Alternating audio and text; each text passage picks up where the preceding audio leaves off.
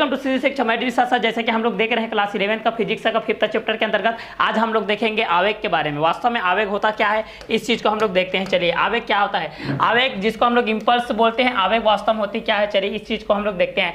जब कोई बल किसी वस्तु पर अल्प समय अंतराल के लिए, जब कोई बल किसी वस्तु पर अल्प समय अंतराल के लिए लगाया जाता है, अल्प समय अंतराल के लिए क्या किया जाता है, लगाया जाता है, तो बल और समय के गुणनफल को, तो बल और समय अंतराल के गुणनफल को बल का आवेग कहते हैं। क्या बोलते हैं, बल का आवेग कहते हैं। जब कोई बल किसी वस्तु पर अल्प समय अंतराल के लिए लगाया जाता है तो बल और समय अंतराल के गुणनफल को बल का क्या बोलते हैं, आवेग बोलते हैं। तो यहाँ पर आवेग इक्वल टू हम लोग लिख सकते हैं, आवेग इंपल्स इक्वल टू क्या लिख सकते हैं कि जब कोई बल किसी वस्तु पर अल्प समय अंतराल के लिए लगाया जाता है तो बल और समय अंतराल के गुणनफल को, बल और समय अंतराल, बल और समय अंतराल, ठीक है, समय अंतराल के गुणनफल को, बल और समय अंतराल के गुणनफल को हम लोग क्या बोलते हैं, आवेग बोलते हैं। तो जब कोई वस्तु किसी वस्तु पर, इसको शॉर्ट फॉर्म में याद रखिएगा कि आवेग बराबर क्या होता है, बल गुणित समय अंतराल। तो आवेग बराबर क्या होता है, बल गुणित समय अंतराल। तो जब कोई बल किसी वस्तु पर अल्प समय अंतराल के लिए लगाया जाता है तो बल और समय अंतराल के गुणनफल को बल का आवेग कहते हैं, ठीक है, बल का क्या बोलते हैं, आवेग कहते हैं। यह एक सदिश राशि होती है, यहां पर ऐसा लिख सकते हो, यह एक सदिश राशि होती है, यह एक सदिश राशि, सदिश राशि होती है। यह एक क्या होती है, सदिश राशि होती है जिसे टाउ से व्यक्त किया जाता है। जिससे किससे व्यक्त किया जाता है, टाउ से व्यक्त किया जाता है, टाउ से व्यक्त किया जाता है। इसकी दिशा बल की दिशा में होती है, इसकी दिशा किस में होती है, बल की दिशा में होती है। गणितीय रूप में आवेग को निम्न सूत्र द्वारा परिभाषित किया जाता है, बल का आवेग बराबर बल गुणित समय अंतराल, बल गुणित क्या हो जाएगा आपका समय अंतराल। तो वास्तव में आवेग क्या होता है इसकी अगर हम लोग कल्पना करेंगे तो क्या हो जाएगा, जब कोई बल किसी वस्तु पर अल्प समय अंतराल के लिए लगाया जाता है तो बल और समय अंतराल के गुणनफल को, बल और समय अंतराल के गुणनफल को बल का आवेग कहते हैं। यह एक सदिश राशि होती है जिसे टाउ से व्यक्त किया जाता है, इसकी दिशा में, बल की दिशा में होती है। गणितीय रूप से आवेग निम्न सूत्र द्वारा परिभाषित होता है, परिभाषित किया जाता है, बल का आवेग बराबर होता है बल गुणित समय अंतराल। तो यह बल बराबर बल गुणित समय अंतराल हो गया, यह एक सदिश राशि होती है और इसको हम लोग टाउ से व्यक्त करते हैं। चलिए नेक्स्ट देखते हैं। नेक्स्ट है हमारे पास इसका मात्रक और विमीय सूत्र। इसका मात्रक क्या होता है इस चीज को देखते हैं, इसका मात्रक एवं विमीय सूत्र को देखते हैं। एसआई पद्धति में आवेग का मात्रक न्यूटन पर सेकेंड होता है। एसआई पद्धति में आवेग का मात्रक क्या होता है, न्यूटन और पर सेकेंड होता है, तथा सीजीएस पद्धति में डाइन सेकेंड होता है। इस सीजीएस पद्धति में क्या होता है, इसका डाइन और सेकेंड होता है। तो एसआई पद्धति में आवेग का मात्रक न्यूटन पर सेकेंड तथा सीजीएस पद्धति में डाइन सेकेंड होता है। तो इसका विमीय सूत्र के रूप में हम लोग इस चीज को क्लियर किए थे, ठीक है। तो यहां पर हम लोग इस चीज को देखते हैं। चलिए ये विमीय आपका हो जाएगा इस तरीके से। तो इसका एसआई पद्धति में, क्योंकि एसआई पद्धति में इसका मात्रक ही ज़्यादा मोस्ट इंपॉर्टेंट होता है, क्लियर। तो इस चीज़ को विमीय सूत्र हम नेक्स्ट में करेंगे, क्लियर। तो एसआई पद्धति में आवेग का मात्रक न्यूटन पर सेकंड तथा सीजीएस पद्धति में डाइन पर सेकंड होता है। चलिए आगे देखते हैं। आवेग और संवेग में परिवर्तन की दर के लिए हम लोग यहाँ पर देखते हैं। तो आवेग और संवेग में परिवर्तन की दर के लिए इस चीज़ को हम लोग देखते हैं वास्तव में क्या होता है। तो माना कि स्मॉल एम द्रव्यमान की, माना कि स्मॉल एम द्रव्यमान की, माना कि स्मॉल एम द्रव्यमान की वस्तु पर समय अंतराल डेल टी के लिए बल F आरोपित किया जाता है जिससे उसका वेग u से भी हो जाता है, क्लियर। कोई भी एम द्रव्यमान की कोई वस्तु है, एम द्रव्यमान की कोई वस्तु है जो कि समय अंतराल डेल टी के लिए बल F, डेल टी के लिए बल F, डेल टी के लिए बल आपका क्या होता है F आरोपित किया जाता है जिससे उसका वेग u से भी हो जाता है। जो प्रारंभिक वेग आपका u रहता है, u से क्या हो जाता है आपका अंतिम वेग, u से अंतिम वेग क्या हो जाता है आपका v हो जाता है, क्लियर। तो जिससे उसका वेग u से भी हो जाता है। न्यूटन की गति के द्वितीय नियम से आप लोग जानते ही हैं, जो भी आपका प्रथम नियम m इंटू ए के बेस पे जो आपका था, इस नियम के बेस से, प्रथम और द्वितीय नियम के बेस पे आप लोग इस चीज को जानते ही है। तो आवेग और संवेग में परिवर्तन की दर आपका इस तरीके से हो जाएगा, डेल टी इक्वल टू आपका कितना है, डेल टी इक्वल टू कितना हो जाएगा एफ आर पी, जिससे कि उसका वेग v से, उसका वेग u से क्या हो जाता है v हो जाता है। ये पहले u था, तब आप क्या हो जाएगा आपका v, इस तरीके से हो जाएगा, क्लियर। तो चलिए आगे कंटेंट को देखते हैं। आवेग का दैनिक जीवन में किस तरीके से उपयोग होता है, हमारे आवेग का दैनिक जीवन में क्या क्या उपयोग होता है, इस चीज को हम लोग देखते हैं। आवेग का दैनिक जीवन में किस तरीके से उपयोग होता है, इस कंटेंट को हम लोग यहाँ पर देखते हैं। तो चलिए वास्तव में आवेग क्या होता है और आवेग का दैनिक जीवन में उपयोग क्या होता है, इस चीज को देखते हैं। तो पहला, क्रिकेट के खेल में तेजी से आती हुई, क्रिकेट के खेल में पहला क्रिकेट के खेल में तेजी से आती हुई गेंद को कैच करते समय खिलाड़ी अपने हाथ को पीछे की ओर खींचता है। अपने हाथ को पीछे की, जैसे कि क्रिकेट खिलाड़ी है, वहां से गेंद आया, इस तरीके से आप कैच किए तो उसको इस तरीके से खींचा जाता है। क्लियर। आप जब भी देखे होंगे क्रिकेट के मैच में देखे होंगे, जब भी क्रिकेट देखते हैं आप लोग टीवी में, आईपीएल मैचेस में देखे होंगे, T20 में, वर्ल्ड कप में, 50 ओवर 10, सभी क्रिकेट में आप लोग क्रिकेट देखते टाइम इस चीज़ को आप लोग किए होंगे। तो इसका कारण क्या होता है, देखिए इसका कारण यह है कि खिलाड़ी जब अपने हाथ को पीछे की ओर खींचता है, जब अपने हाथ को पीछे की ओर कैच करते समय खींचता है तो समय अंतराल डेल्टी का मान बढ़ जाता है, जिससे समीकरण 1 के अनुसार एफ का मान क्या हो जाता है, कम हो जाता है, जिससे हाथ पे चोट नहीं लगता है। एफ का जो वैल्यू होता है आपका यू भी और डेल्टी के रूप में इस तरीके से, तो इसका वैल्यू क्या हो जाता है, आप लोगों का मान बढ़ जाता है, जिससे कि हाथ में चोट नहीं लगती है। तो पहला, क्रिकेट के खेल में तेजी से आती हुई गेंद को कैच करते समय खिलाड़ी अपने हाथ को पीछे की ओर खींचता है। ये आपका एग्जांपल आ गया आगे का दैनिक जीवन में। सेकंड के लिए देखते हैं, सर्कस के कलाकार ऊंचाई से जाती या मोटे गद्दे पर कूदते हैं। जो सर्कस के कलाकार होते हैं, यहाँ से होता है कलाकार, यहाँ से ऊंचे आपको मोटी गद्दी में इस तरीके से दौड़ते हैं ना, इस तरीके से छलांग लगाते हैं, इस तरीके से आप क्या करते हैं, छलांग लगाते हैं। तो सर्कस के कलाकार ऊंचाई से जाली या मोटे गद्दे पर कूदते हैं। इसका कारण यह है कि जाली अथवा गद्दे में कूदने से डेल्टी का जो मान होता है, डेल्टी का जो मान रहता है वो बढ़ जाता है, जिससे सूत्र आप लोग जान रहे हैं F equal to del P by del T. F equal to क्या होता है, del P by del T के अनुसार बल F का मान कम हो जाता है, जिससे कलाकार को चोट नहीं लगती है, जिससे कि कलाकार को क्या होती है, चोट आपकी नहीं लगती है। क्लियर। तो ये था आपका सेकेंड का, जब सर्कस से कलाकार ऊंचाई से जाली या मोटे गद्दे पर कूदते हैं तब के लिए है। थर्ड है, कुछ ऊंचाई से पक्के फर्श की अपेक्षा कच्चे फर्श पर कूदने से कम चोट लगती है। कुछ ऊंचाई से अगर पक्के फर्श की अपेक्षा आप कच्चे फर्श पर कूदोगे तो वहां पर आपको कम चोट लगेगी। इसका कारण क्या है, इस चीज को हम लोग यहाँ पर देखते हैं। जब कुछ ऊंचाई होती है, कुछ ऊंचाई से पक्के फर्श की अपेक्षा कच्चे फर्श पर कूदने से कम चोट लगती है। तो क्या हो जाएगा, जब कोई व्यक्ति पक्के फर्श पर कूदता है, जब कोई व्यक्ति पक्के फर्श पर कूदता है तो उसके पैर फौरन स्थिर हो जाते हैं, उसके पैर फौरन स्थिर हो जाते हैं, जिससे पैरों को अधिक चोट लगती है, जिससे पैरों को अधिक चोट लगती है। किस पर, जब पक्के फर्श पर कूदते हैं। इसके विपरीत जब व्यक्ति कच्चे फर्श पर कूदता है तो उसके पैर तुरंत ही विरामावस्था में नहीं होती, बल्कि उसमें कुछ समय लगता है। इस प्रकार डेल टी का मान बढ़ जाता है, जिससे बल F equal to del P by del T का मान कम हो जाता है, जिसके कारण उसको कम चोट लगती है।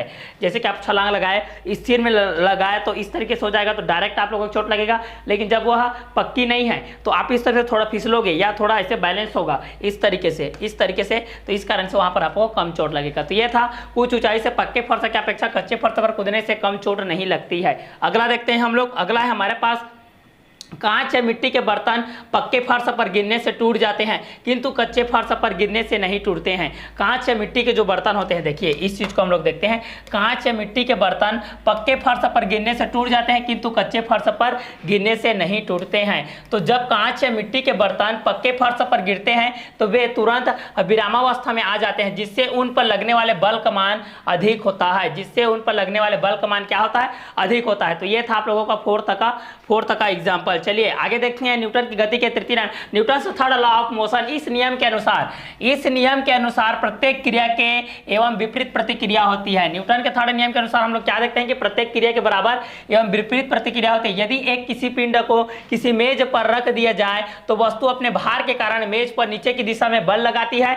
अतः न्यूटन के गति के तृतीय नियम के अनुसार में जब भी वस्तु उतना ही बल की ओर लगती है जब वस्तु मेज पर लगाए गए बल की क्रिया बल तथा मेज द्वारा वस्तु पर लगाए गए बल को प्रतिक्रिया करती है। मतलब कुछ भी होती है, प्रत्येक क्रिया के प्रति विपरीत प्रतिक्रिया होती है। अगर आप किसी को एक चांटा मारते हैं तो आपको रिटर्न में एक और चांटा मारता है। जैसे आप दीवार में अपना सर टकराते हो तो आपके तो सर को चोट लगेगा और आपका दीवार को भी, ठीक है। तो प्रत्येक क्रिया के प्रति विपरीत प्रतिक्रिया होती है। आप किसी को एक थप्पड़ लगाते हैं, रिटर्न भी गिफ्ट आपको तुरंत मिल जाता है। यह होता है न्यूटन का गति का तृतीय नियम, जब प्रत्येक क्रिया के प्रति विपरीत प्रतिक्रिया होती है। यह था आप लोगों के न्यूटन की गति का तृतीय नियम। चलिए आगे के कंटेंट को हम लोग कवर अप करते हैं। न्यूटन के गति के तृतीय नियम के उदाहरण, न्यूटन के गति के तृतीय नियम के उदाहरण को हम लोग देखते हैं वास्तव में क्या क्या चीज होती है, इस चीज को हम लोग कवर करके चलते हैं। तो चलिए, राइफल से गोली दागते समय राइफल चलाने वाले को पीछे की ओर धक्का लगता है। इसका कारण, जैसे राइफल चलाता है इस तरीके से वो पीछे की तरफ ऐसा हो जाता है, क्लियर, धक धक धक धक धक धक धक धक देखे हो ना आप लोग, आर्मी पिक्चर में देखे होगे इंडियन आर्मी के बेस में। तो वह क्या होता है, राइफल से गोली दागते समय राइफल चलाने वाले को पीछे की ओर धक्का लगता है। इसका कारण यह है कि जब राइफल चलाई जाती है तो बारूद के विस्फोट होने से गोली तीव्र वेग से चलती है, देखे हो तीव्र वेग से चलती है। अब मूवी वगैरह में देख लेना आप लोग, साउथ इंडियन वगैरह में, ठीक है। तो गति करती है तो गोली जिस बल के कारण आगे बढ़ती है, गोली जिस बल के कारण आप लोगों को आगे बढ़ती है, राइफल पर उतने ही बल पीछे की ओर धक्का लगता है भाई, पीछे की ओर क्या लगता है, धक्का लगता है, तो बल पीछे की ओर लगता है। अतः राइफल चलाने वाले जो व्यक्ति रहता है वह पीछे की ओर क्या होता है, पीछे की तरफ धक्का लगता है, उसको पीछे की तरफ वो आ जाता है। क्लियर, तो ये था न्यूटन के गति के तृतीय नियम के कुछ एग्जांपल्स। चलिए आगे को हम लोग देखते हैं। यदि कुएं से पानी भरी बाल्टी खींचते समय डोरी टूट जाती है तो खींचने वाला व्यक्ति पीछे की ओर गिर जाता है। अक्सर आप लोगों ने यह अनुभव किया होगा, जब भी आपके घरों में, मकानों में, जो ग्रामीण स्तर में आप लोगों के यहाँ कुएं का पानी होगा, जिसमें पहले कुएं के पानी से ये बाल्टी से भर करके हम लोग पानी पीते थे शुद्ध पेय जल के रूप में। अभी तो मिनरल वाटर आ गया है, कैंडली वगैरह आ गया है, ठीक है, पहले का टाइम का कुछ अलग था। तो यदि कुएं से पानी भरी बाल्टी खींचते समय, कुएं अगर नहीं है तो कुएं के पास जाकर इसको देखना, लेकिन सावधानी पूर्वक देखना भाई, कुएं में मत गिर जाना, ठीक है। तो चलिए आगे देखते हैं। यदि कुएं से पानी भरी बाल्टी खींचते समय डोरी टूट जाती है तो खींचने वाला व्यक्ति पीछे की ओर गिर जाता है। इस कार्य में व्यक्ति द्वारा डोरी पर लगाया गया बल क्रिया है, क्या है, क्रिया है, ठीक है। इस कार्य में व्यक्ति द्वारा जो लगाया गया बल है भाई, व्यक्ति द्वारा जो लगाया गया बल है, इस कार्य में व्यक्ति द्वारा डोरी पर लगाया गया बल, व्यक्ति पर डोरी पर लगाया गया बल, इस तरीके से आप खींच रहे भाव, आ जाओ रे भाई, आ जाओ जल्दी, बाल्टी ऊपर आता तो क्या मस्त नहाता मैं, ऐसे टाइप से, ठीक है, ब्रश करता इस टाइप से, ठीक है, ऐसा खींच रहे हो भाई, कंटिन्यू आप लोग इस तरीके से खींच रहे हो। तथा डोरी में तनाव के कारण बाल्टी पर, तथा डोरी में तनाव आएगा, ऊपर की तरफ आ रहा है भाई, एक तो ऐसा ही 10 लीटर का आप लोगों बाल्टी को फंसा दिए हो, और थोड़ा सस्ता मस्त वाला आप लोगों का जो डोरी है यह है, तो दोनों के बीच में तनाव रहेगा, तो तनाव के कारण आप लोग क्या होगा, ये डोरी टूटने का काम करेगा ना। तो जब रस्सी टूट जाती है भाई, जब डोरी में तनाव के कारण बाल्टी पर विपरीत दिशा में प्रतिक्रिया बल लगता है, विपरीत दिशा में मतलब यहां पर आप बाल्टी के पास, वो तो आप खींच रहे हो, आप बाल्टी के पास लगेगा, तो दोनों प्रत्येक क्रिया के प्रति विपरीत प्रतिक्रिया लगती है, विपरीत प्रतिक्रिया लगती है। तो जब रस्सी टूट जाती है तो प्रतिक्रिया बल समाप्त हो जाता है, और आप इस तरीके से खींच रहे हो तो पीछे की तरफ आप लोग क्या हो जाओगे, गिर जाओगे। अतः बल के कारण व्यक्ति पीछे की ओर क्या हो जाती है, गिर जाती है। चलिए पीछे की ओर क्या हो जाएगी, गिर जाएगी। तो ये आपका था, यदि कुएं से पानी भरी बाल्टी खींचते समय डोरी टूट जाती है तो खींचने वाला व्यक्ति पीछे की ओर क्या हो जाता है, गिर जाता है। चलिए आगे देखते हैं। जब नाव पर सवार व्यक्ति, नाव देखे हो ना, सैर किया हो कि नहीं, से किस सैर किया, नौका विहार चंद्रपुर गए हो कि नहीं गए हो, जलप्रपात गए हो कि नहीं गए हो, कहीं पर वाटर गए हो ना, तो वहां पर सैर कीजिएगा, नौका विहार कीजिएगा। जब नाव पर सवार व्यक्ति नाव से किनारे पर कूदता है, जब नाव पर सवार व्यक्ति नाव से किनारे पर कूदता है तो वह नाव को अपने पैरों से पीछे की ओर दबाता है, ठीक है। नाव को इस तरीके से पीछे की ओर इस तरीके से दबाता है, नाव को ऐसे थोड़ा धक्का देता है, ठीक है। पर जब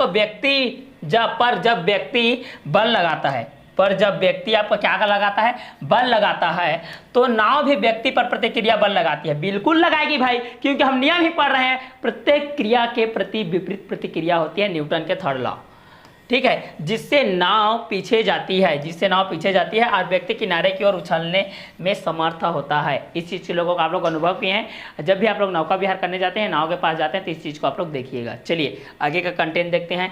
जब घोड़ा गाड़ी को खींचता है, अगला है चौथा नंबर, जब घोड़ा गाड़ी को खींचता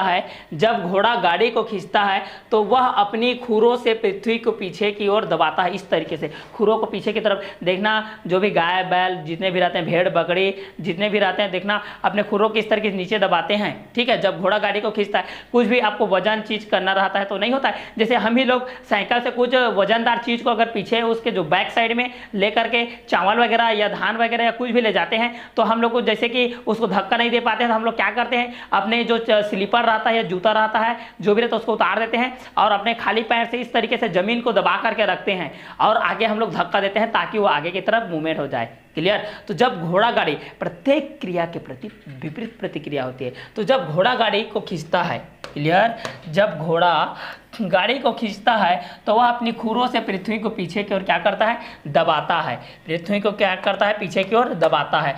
तो घोड़े के द्वारा गाड़ी पर आगे की ओर तथा जितना बल क्रिया बल लगाया जाता है उतना ही प्रतिक्रिया बल गाड़ी द्वारा घोड़े पर लगाया जाता है। गति में इनका योगदान नहीं होता है, प्रत्येक क्रिया के प्रति विपरीत प्रतिक्रिया होती है। यह है आप लोगों के न्यूटन के तीसरा नियम के अंतर्गत का एग्जाम्पल। चलिए आगे का कंटेंट देखते हैं। जब कोई व्यक्ति पृथ्वी पर चलता है, अब चलेगा ही भाई, पृथ्वी पर नहीं चलेंगे तो कहाँ, आकाश में थोड़ी चलेंगे भाई। नारद मुनि थोड़ी है हम लोग जो आकाश में सैर करते रहेंगे, नारायण नारायण नारायण। ठीक है, तो चलिए जब कोई व्यक्ति पृथ्वी पर चलता है, जब कोई व्यक्ति कहाँ पर चलता है, पृथ्वी पर चलता है, तो वह पंजों के द्वारा पृथ्वी पर तिरछा बल लगाता है। तिरछा बल लगाता है मतलब F बल लगाता है। ठीक है, तो जब कोई व्यक्ति पृथ्वी पर चलता है, चलिए इस चीज़ को देखते हैं। जब कोई व्यक्ति पृथ्वी पर चलता है तो वह पंजों के द्वारा पृथ्वी पर तिरछा बल लगाता है। जब व्यक्ति पृथ्वी पर तिरछा बल F लगाता है तो पृथ्वी भी प्रतिक्रिया बल R विपरीत दिशा में लगाती है। इस प्रतिक्रिया बल R को दो समकोणिक अवयवों में वियोजित किया जाता है। दो समकोणिक अवयव में क्या किया जाता है, वियोजित किया जाता है। यह था आप लोगों का 5th नंबर का। जब कोई व्यक्ति पृथ्वी पर चलता है तो पंजों के द्वारा पृथ्वी पर तिरछा बल लगाएगा।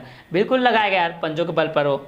चलिए न्यूटन के नियम की सीमाएं को देखते हैं। Limits of Newton's law, Newton के क्या क्या नियम की सीमाएं हैं, इस चीज़ को हम लोग देखते हैं। वास्तव में न्यूटन के नियम के क्या क्या सीमाएं, तो न्यूटन के नियम सार्वभौमिक है। पहला देखते हैं न्यूटन का नियम क्या है, सार्वभौमिक है। न्यूटन का नियम सार्वभौमिक है, परंतु इसको भी एक निश्चित सीमा तक ही उपयोग किया जा सकता है, एक निश्चित उपयोग तक ही किया जा सकता है। जिसके अनुसार है पहला क्या बोल रहा है, न्यूटन के नियम केवल जड़त्वीय निर्देश तंत्र। न्यूटन का नियम केवल जड़त्वीय निर्देश तंत्र, ठीक है, जो आपका जड़त्वीय है अजड़त्वीय, इसको बताया था आप लोगों को कि न्यूटन के नियम केवल जड़त्वीय निर्देश तंत्र में सत्य होते हैं, अजड़त्वीय में नहीं होते हैं। ठीक है, अजड़त्वीय निर्देश तंत्र में ये लागू नहीं होते हैं, ये लागू नहीं होते हैं। अगला दूसरा को देखते हैं। नियम अनापेक्षीय गति के लिए सत्य है, क्योंकि अपेक्षीय गतिकी में वस्तु का द्रव्यमान स्थिर नहीं होता, बल्कि वेग वृद्धि के साथ साथ द्रव्यमान में क्या होती है, वृद्धि होती है।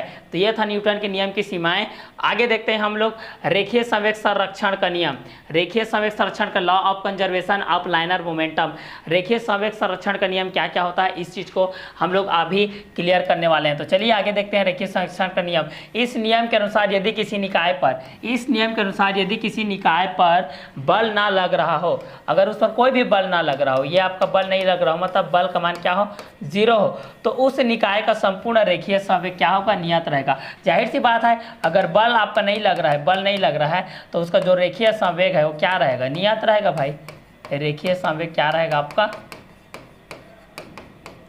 नियत रहेगा, बिल्कुल नियत रहेगा। चलिए इसकी उत्पत्ति करते हैं हम लोग। एक कण के निकाय के लिए देखते हैं। एक कण निकाय के लिए देखेंगे तो हमारे पास जो संवेग होता है भाई, संवेग होता है, संवेग आपका कितना होता है, P इक्वल टू क्या हो जाएगा आपका, P इक्वल टू M और V हो जाएगा।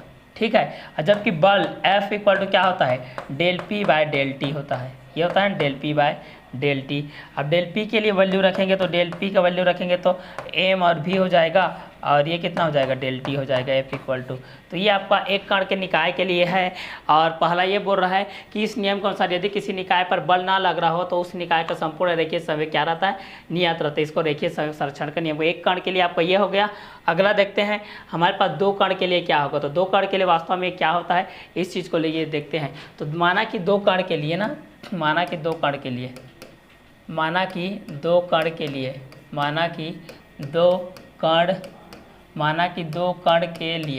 के लिए देखते हैं। F21 equal to del P by होता है आपका डेल T होता है, और दूसरा F12 के लिए भी होता है आप लोगों का del P by del T। ठीक है, तो ये आपका 21 के लिए P1 हो जाएगा, डेल T1 इसके लिए P2 हो जाएगा। तो पहला देखते हैं, चूँकि हम जानते हैं कि F21 इक्वल टू होता है minus F12, del P1 by del T equal to हो जाएगा minus del P2 by del T। ये इधर होकर पक्षांतर हो जाएगा तो कितना हो जाएगा, del P1 by del T और प्लस हो जाएगा del P2 by del T equal to हो जाएगा 0। ठीक है। ये आपका दो कण के निकाय के लिए है, ठीक है। F12 के लिए del P1 by del T, F12 के लिए del P2 by del T, दोनों का हम लोग देखेंगे तो इस तरीके से आ जाएगा आप लोगों का दो कण के लिए। चलिए आगे क्या देखते हैं, रेखीय संवेग संरक्षण का या पिंड का विखंडन, इस चीज़ को हम लोग देखते हैं। तो पहला, बंदूक से गोली दागना। जब हम लोग बंदूक से क्या करते हैं, गोली दागते हैं, उस समय रेखीय संरक्षण का नियम किस तरीके से होता है। तो माना कि संवेग, माना कि द्रव्यमान m, माना कि द्रव्यमान m और वेग भी संवेग p हो, तब प्रारंभिक वेग बराबर अंतिम वेग, और प्रारंभिक वेग आपका 0 हो तो प्रारंभिक वेग इक्वल टू होता है आपका अंतिम वेग। प्रारंभिक वेग बराबर क्या होता है, अंतिम वेग। प्रारंभिक वेग आपका 0 रहेगा और अंतिम वेग में यहाँ पर हो जाएगा आपका कैपिटल M भी प्लस स्मॉल m भी हो जाएगा, ठीक है। तो यहाँ पर अगर इस चीज़ को सॉल्व करेंगे तो कितना हो जाएगा, कैपिटल M भी इक्वल टू हो जाएगा, इसको पक्षांतर कर देते माइनस M भी, तो v इक्वल टू कितना हो जाएगा आप लोगों को, माइनस एम भी के बटे कितना हो जाएगा, कैपिटल M। ये रहेगा आप लोगों का बंदूक से गोली का दागने की स्थिति में फर्स्ट का रहेगा। चूँकि हम लोग जानते हैं द्रव्यमान m है, वेग भी है, संवेग p है, तो प्रारंभिक वेग बराबर अंतिम में प्रारंभिक आपका 0 होता है। तो रेखीय संवेग संरक्षण या पिंड के विखंडन के अंतर्गत पहला आ गया आप लोगों का बंदूक से गोली दागना। चलिए अगला देखते हैं, किसी नाभिक के पिंड का विखंडन। कोई भी आपका नाभिक होता है, इस तरीके से ये नाभिक है,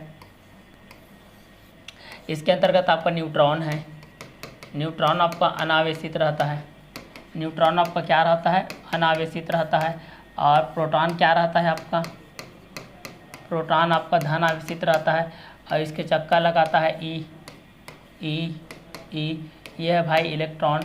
इलेक्ट्रॉन आपका क्या रहता है, ऋण आवेशित, इलेक्ट्रॉन रहता है आप लोगों का ऋण आवेशित, इलेक्ट्रॉन ऋण आवेशित होता है, ठीक है। तो इनका जो विखंडन होता है उस समय देखते हैं। तीसरा देखते हैं, हवाई या हवाई जहाज नोदन।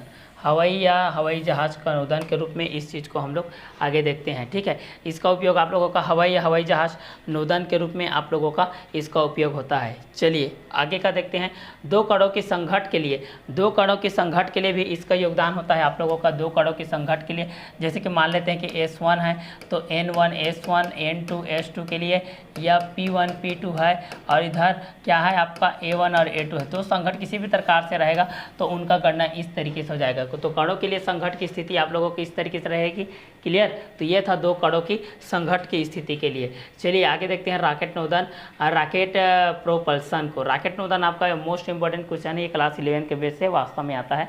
रॉकेट नोदन अधिकतम बार आ चुका है, ठीक है। तो चलिए रॉकेट नोदन को देखते हैं। रॉकेट नोदन संवेग संरक्षण के नियम पर आधारित है। रॉकेट नोदन संवेग संरक्षण के नियम पर क्या है, आधारित है, जिसमें दहन कक्ष में ईंधन को, जिसमें दहन कक्ष में ईंधन को जलाया जाता है, जिसमें दहन कक्ष में ईंधन क्या किया जाता है, जलाया जाता है। तो इस रॉकेट नोदन को देखते हैं। देखिए रॉकेट नोदन को, रॉकेट नोदन संवेग संरक्षण नियम पर आधारित है, जिसमें दहन कक्ष में ईंधन को क्या किया जाता है, जलाया जाता है, जिससे उत्पन्न गैस जेट नली से तीव्र वेग से बाहर निकलती है। अतः इसकी प्रतिक्रिया बल के फलस्वरूप रॉकेट पर प्रणोद लगता है तथा रॉकेट ऊपर की ओर क्या होती है, उठने लगती है। रॉकेट ऊपर की ओर क्या होने लगती है, उठने लगती है। तो रॉकेट नोदन संवेग संरक्षण नियम पर आधारित है, जिसमें दहन कक्ष में ईंधन को जलाया जाता है, जिससे उत्पन्न गैस जेट नली से तीव्र वेग से बाहर निकलती है। अतः इसकी प्रतिक्रिया बल के फलस्वरूप रॉकेट पर प्रणोद बल लगता है तथा रॉकेट ऊपर की ओर क्या करने लगती है,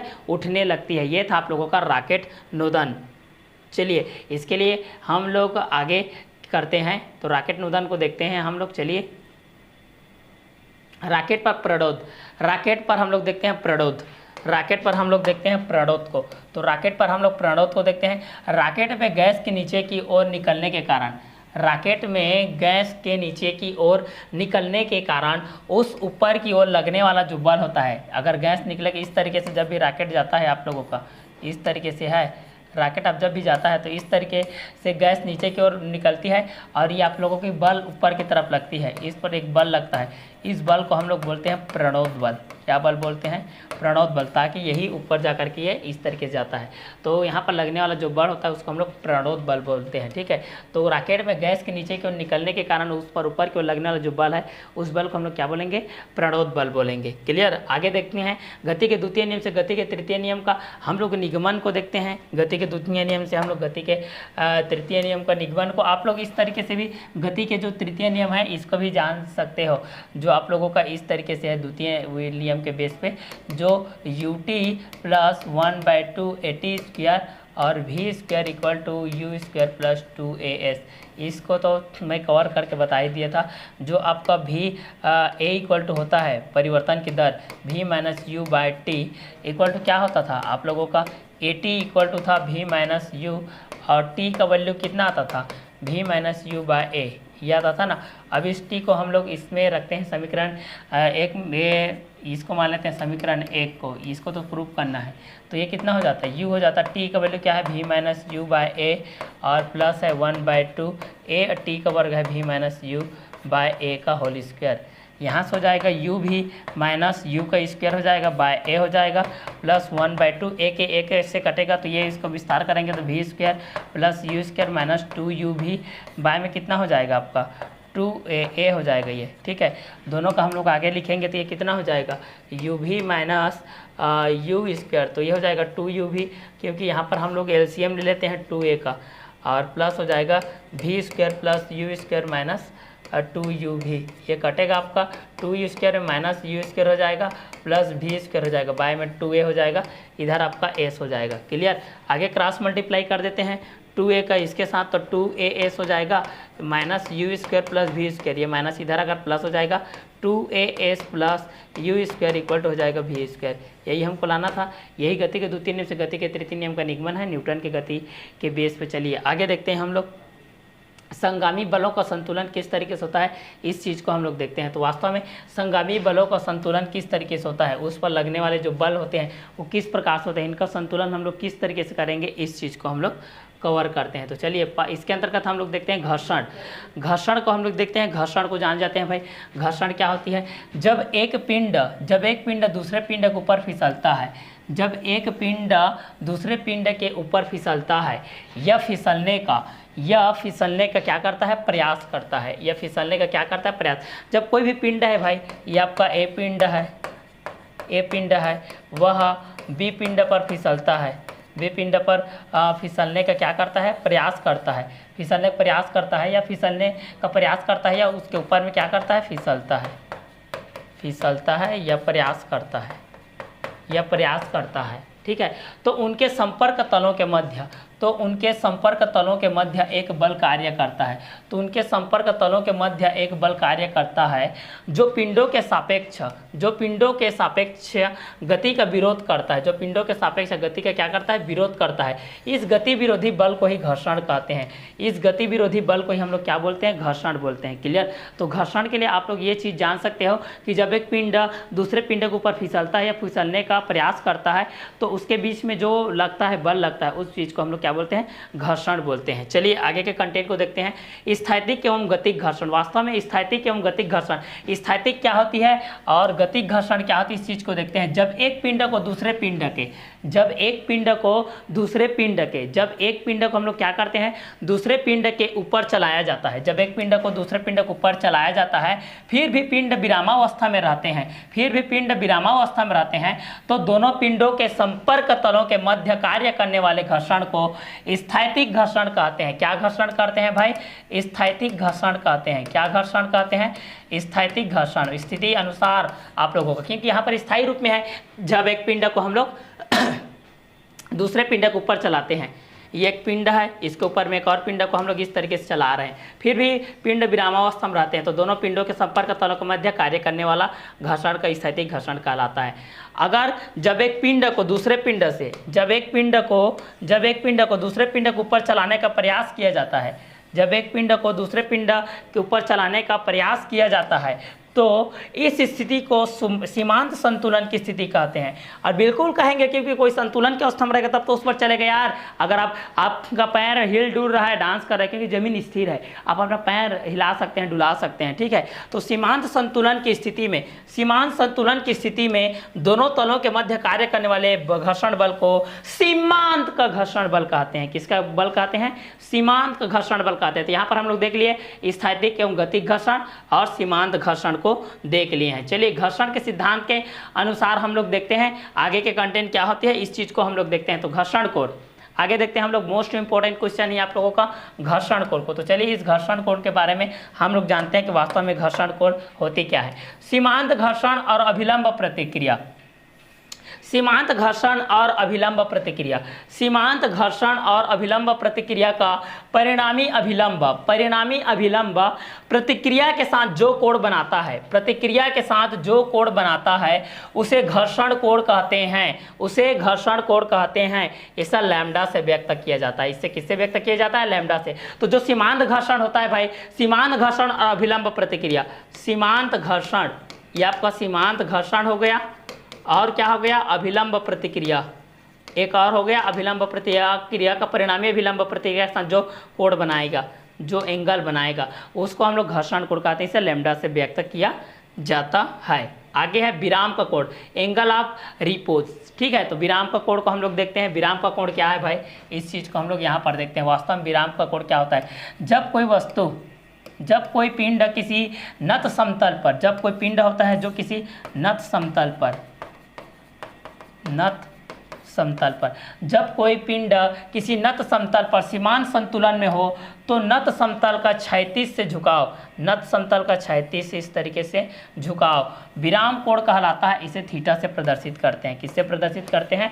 इसको थीटा से प्रदर्शित करते हैं। तो जैसे आपको बोला जाता है विराम कोण क्या है, तो जब कोई पिंड किसी नत समतल पर समान संतुलन में हो तो नत समतल का क्षैतिज से झुकाव विराम कोण कहलाता है। इसे थीटा से हम लोग व्यक्त करते हैं। किससे व्यक्त करते हैं? थीटा से व्यक्त करते हैं। सर्पी और बेलन घर्षण, ये मोस्ट इंपॉर्टेंट क्वेश्चन अक्सर पूछा जाता है, सर्पी और बेलन घर्षण को। तो चलिए इस चीज को देखते हैं वास्तव में सर्पी और बेलन घर्षण क्या होता है। सर्पी और बेलन घर्षण, सर्पी और बेलन घर्षण को हम लोग देखते हैं स्लाइडिंग एंड रोलिंग फ्रिक्शन। ठीक है, तो सर्पी और बेलन घर्षण क्या होता है इस चीज को।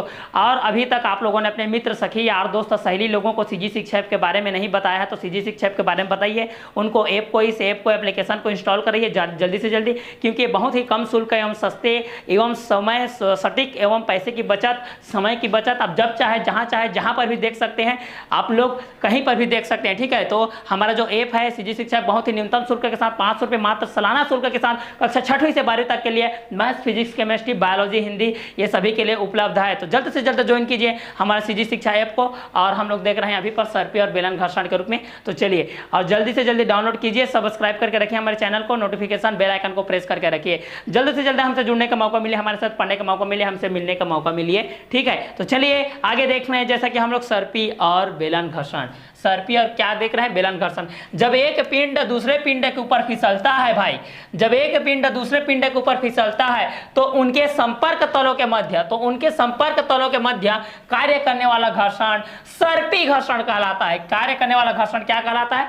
सर्पी घर्षण कहलाता है। जब एक पिंड दूसरे पिंड के ऊपर फिसलता है, जाहिर सी बात है एक पिंड दूसरे पिंड के ऊपर फिसलता है भाई, तो उनके संपर्क तलों के मध्य कार्य करने वाला घर्षण क्या कहलाता है? सर्पी कहलाता है। ठीक है, बेलन घर्षण देखते हैं आप। बेलन घर्षण क्या होता है? जब एक पिंड को दूसरे पिंड के तल में घुमाया जाता है, भंवरे को घुमाते हैं ना, जब एक पिंड को हम दूसरे पिंड के तल में घुमाया जाता है या घुमाने का प्रयास किया जाता है, तो दोनों संपर्क तलों के मध्य कार्य करने वाला घर्षण बेलन का घर्षण कहलाता है। क्या का घर्षण कहलाता है? बेलन का घर्षण कहलाता है। ठीक है, तो जब एक पिंड को दूसरे पिंड के तल में घुमाया जाता है, तो घुमाने का प्रयास किया जाता है, तो दोनों संपर्क तलों के मध्य कार्य करने वाला घर्षण बेलन का घर्षण कहलाता है। यह था आपका सर्पी और बेलन घर्षण। चलिए आगे के कंटेंट को देखते हैं। आगे का कंटेंट है घर्षण से लाभ एवं हानियां। वास्तव से घर्षण से हमें किस प्रकार के लाभ होते हैं, किस प्रकार की हानि होती है, इस चीज को देखते हैं। सभी को लाभ चाहिए भाई, हानि किसी को चाहिए नहीं रहता, फिर भी हानि को तो जानना बहुत ही जरूरी है, तभी तो आप लोगों को पता चलेगा भाई। ठीक है, घर्षण आप लोग देखो, चप्पल तुरंत घिस जाता है, आप लोगों का स्लीपर है, किस तरीके के घर्षण से आप लोगों का जो पैरागॉन का चप्पल है, स्लीपर है, उसको ज्यादा से ज्यादा दिन जाएगा। तो इसके लिए देखते रहिए आप लोग इस वीडियो के अंत तक, घर्षण से लाभ एवं हानि तक हमारे वीडियो के अंत तक बने रहिए, आपको पता चल जाएगा भाई।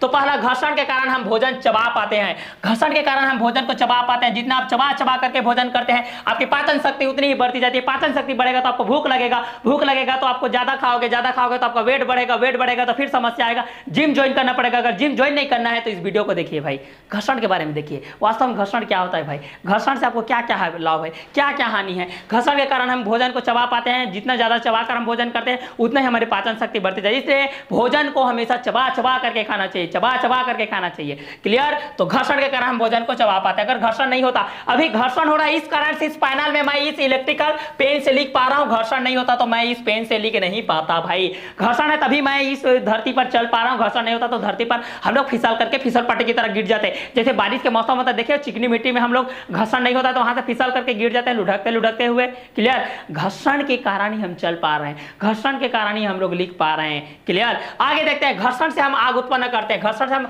बिल्कुल आग उत्पन्न करते हैं। क्या होता है? माचिस की तीली होती है, माचिस की तीली का माचिस के बैक साइड में जो बारूद रहता है उसके साथ घर्षण होता है, तभी चिंगारियां उत्पन्न होती है जिसमें हम लोग आग लगाने में काम आते हैं। आप लोग इसको ठंडी मौसम में ज्यादातर अनुभव किए, पत्थर से हम लोग रगड़ते हैं तो भी वहां से आप लोग चिंगारी उत्पन्न होती है, ये घर्षण के कारण है। थर्ड है, घर्षण हम पृथ्वी पर चल पाते हैं। देखिए इसी चीज को बोल रहे हैं भाई, अगर घर्षण नहीं होता तो हम लोग चल नहीं पाते, सांप की तरह रेंगते हुए फिसलते फिसलते जाते, लुढ़कते लुढ़कते जाते। क्लियर? तो घर्षण के कारण हम भोजन को चबा पाते हैं, घर्षण से हम आग उत्पन्न कर सकते हैं, घर्षण द्वारा हम पृथ्वी पर चल पाते हैं, घर्षण द्वारा हमारे वाहन सड़कों पर दौड़ पाते हैं, नहीं तो फिसलते लुढ़कते हुए चले जाते। घर्षण होता है तभी ब्रेक लगता है, हमारा गाड़ी चल पा रहा है भाई। दो पहिया, एक पहिया, चार पहिया जितने भी हैं वास्तव में ये आप लोगों का घर्षण के द्वारा हमने वहां पर सड़क पर चल पा रहे हैं। अगला है, घर्षण द्वारा हम रस्सी बना पाते हैं, घर्षण नहीं होता तो रस्सी नहीं बना पाते भाई, तथा रस्सी के सामान को बांध पाते हैं भाई, नहीं तो बांध नहीं पाते। चावल लाते तो चावल फिसल कर, प्लास्टिक का जो चावल रहता है, देखो अभी छत्तीसगढ़ के जो हमारे भूपेश बघेल द्वारा जो निःशुल्क अभी चावल का वितरण किया जा रहा है 35 किलो 40 किलो के रूप में, जिसमें आप लोग मिट्टी तेल के लिए जितना 20-25 रुपये लग रहा है, शक्कर के लिए उतना आपके लिए नहीं लग रहा है। ठीक है? तो जब भी, इसलिए जो भी आपका है देखे हो ना उसका थैला को, ठीक है, तो घर्षण के द्वारा ही आप लोग उसको बांध पाते हैं, नहीं तो बांध नहीं पाते भाई। क्लियर? चरवाहे लोग जो चारा लाते हैं अपने गायों के लिए, वो भी घर्षण के कारण उसको बांध पाते हैं, नहीं तो वहीं पर वहां पर चरवाहा भी जो चारा है उसको वहीं पर गिरा देते। आगे देखते हैं, घर्षण कम करना। घर्षण हम क्या करते हैं? स्नेहक लगा करके, तेल लगा करके हम लोग घर्षण को क्या करते हैं? कम करते हैं। जैसे कि क्या होता है, गाड़ी वाहनों में आप लोग देखे हुए, अगर ऑटो गैरेज में, ऑटो पार्ट्स में आप लोग चले जाते हैं, मैकेनिकल के पास चले जाते हैं, तो वहां पर आप स्नेहक रखे रहते हैं, देखना उसको। तो घर्षण हम लोग स्नेहक लगाकर, स्नेहक का प्रयोग करके हम घर्षण को कम कर सकते हैं। चलिए आगे देखते हैं। दूसरा, बॉल बेयरिंग का उपयोग करके, बॉल बेयरिंग का उपयोग करके हम घर्षण को कम कर सकते हैं। दूसरा क्या है? हम लोग बॉल बेयरिंग का उपयोग करके हम घर्षण को कम कर सकते हैं। तीसरा क्या है? धारा रेखीय आकृति दे करके, धारा रेखीय इस तरीके की आकृति दे करके हम घर्षण को कम कर सकते हैं भाई। यहाँ पर मैं चल पा रहा हूँ भाई, आपको एक्सप्लेन कर पा रहा हूँ भाई, घर्षण के कारण है, लिख पा रहा हूँ भाई, घर्षण के कारण है। चलिए आगे के कंटेंट को देखते हैं। पॉलिश करके भाई, पॉलिश करके आप घर्षण को कम कर सकते हैं। पॉलिश, जूते का पॉलिश कर लो भाई, पॉलिश लगाते हैं, देखे हो जैसे दीवार में है, दीवार में पॉलिश करते हैं, पुट्टी आ गए आजकल, जान रहे हो 6x6 के रूम में, 16x20 के रूम में आप लोग पुट्टी चमकदार बनाना है तो उसको लगाना है भाई। तो फोर्थ नंबर है आप लोग पॉलिश करके। तो चौथा नंबर है आपका पॉलिश करके, क्या करके? पॉलिश करके। पांचवा नंबर वायु कुशन का प्रयोग करके, वायु कुशन का प्रयोग करके आप लोग भी इस चीज को जान सकते हैं। ठीक है? तो इससे इन दोनों को उपयोग करके हम लोग घर्षण को क्या कर सकते हैं? कम कर सकते हैं। आगे देखते हैं घर्षण को बढ़ाना, घर्षण को हम कैसे बढ़ा सकते हैं। अब कम करना है भाई, तो कम करने के उपाय भी हैं, बढ़ाने के भी उपाय हैं। देखिए बीमारी के दो इलाज है, बीमारी बढ़ाने का है, बीमारी को कम करने का है। ठीक है? बीमारी को बढ़ाना है दो तरीके से है। अगर आपके में बाल नहीं आ रहा है तो बाल उगाने का एक दवाई है, बाल झड़ाने का एक दवाई है। क्लियर? तो इस चीज को मैं यहाँ पर एक्सप्लेन कर रहा हूँ। ठीक है? दो चीज है, पहला जिंदगी में गुड़ होता है, दूसरा दोष होता है। ठीक है? ये तो आप पैंट को फाड़ सकते हो या पैंट की सिलाई कर सकते हो, दोनों है, गुड़ व दोष है। ठीक है? आप दांत टुड़वा सकते हो, दांत लगवा भी सकते हो। देखो डॉक्टर जो भी है, बनाने वाला जो भगवान है, सृष्टि के निर्माता है, हमारे परम ब्रह्म परम पिता परमेश्वर हैं, उन्होंने सृष्टि का जो चराचर में जगत जननी के रूप में हमारे जितने भी हैं उसके रूप में दो चीज दिया है, पहला गुड़ दिया है, दोष दिया है। लेकिन आपको एक गुड़ को बढ़ा करके रखना है, आपके दोष को कम। जैसे आपके में 60 गुड़ है तो 40 अवगुड़ हो रहेगा तो चलेगा, दोनों को बराबर नहीं करना है। अगर आपके में 80 गुड़ है तो 80 गुड़ है तो 20 दोष होगा, तो कोई दिक्कत नहीं है। गुड़ को ज्यादा रखिए, दोष को कम। क्लियर? अब ये नहीं कि 70 गुड़ 70 दोष है या 30 गुड़ है भाई, ऐसा नहीं चलेगा भाई। क्लियर? तो चलिए आगे का वीडियो का अंत तक देखिए, बहुत ही मजा आने वाला है।